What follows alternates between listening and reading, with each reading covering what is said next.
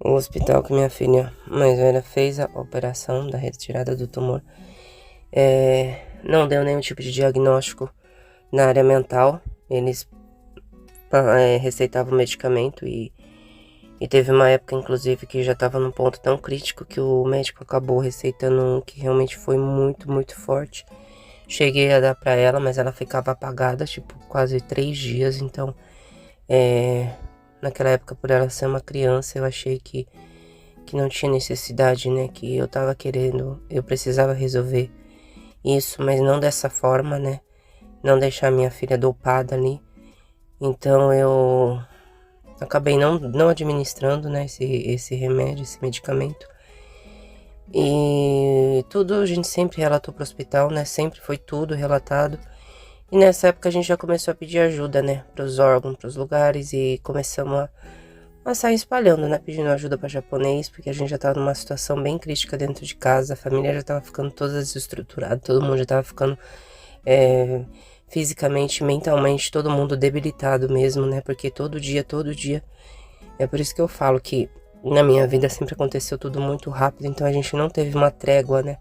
Não dava tempo para respirar, era dia e noite, dia e noite. E tudo aquilo, com o passar do tempo, veio acumulando, né? O cansaço, tanto físico quanto mental.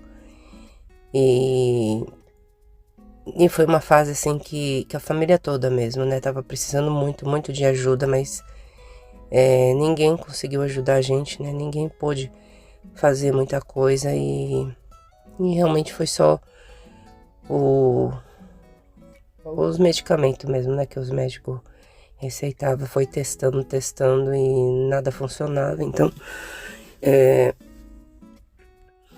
e chegou uma fase, né? Que ela já tava maior, ela já começou a aprontar na rua também.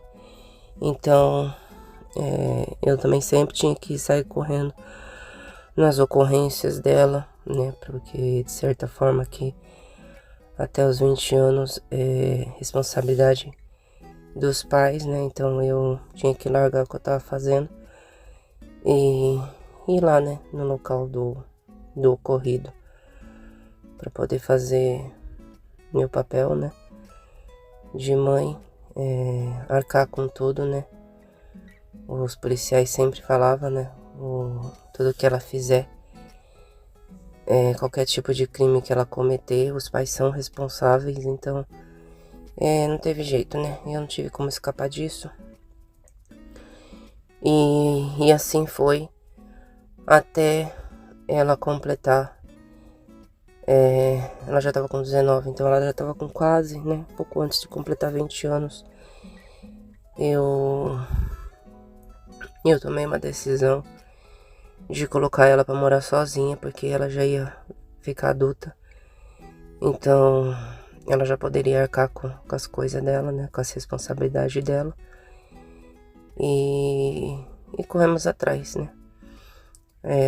A gente já ia ter que sair do apartamento que a gente morava, né? Que já tinha vencido o contrato.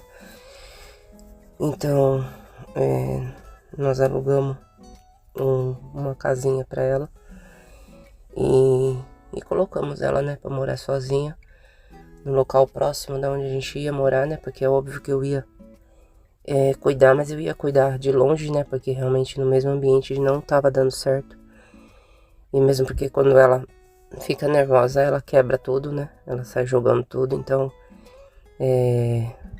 tem problema também, né? De acabar destruindo o apartamento que é alugado, então depois você, né? Quando você sai, você tem que arcar com todos os gastos. E o risco também, né? De machucar a família, porque faca, essas coisas perigosas. Eu sempre tive que me desfazer dessas coisas, porque o próprio policial falava pra mim, né? Esconde tudo pra não acontecer algo mais grave.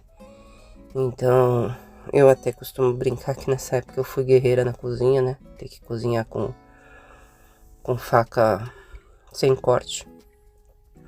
Por segurança mesmo, né? Da família. Então, não vou entrar muito em detalhe, né? Eu acho que quem tem um pouco de consciência já consegue mais ou menos imaginar. E foi assim, né? Colocamos ela pra morar sozinha e o conselho tutelar tava cuidando também, né?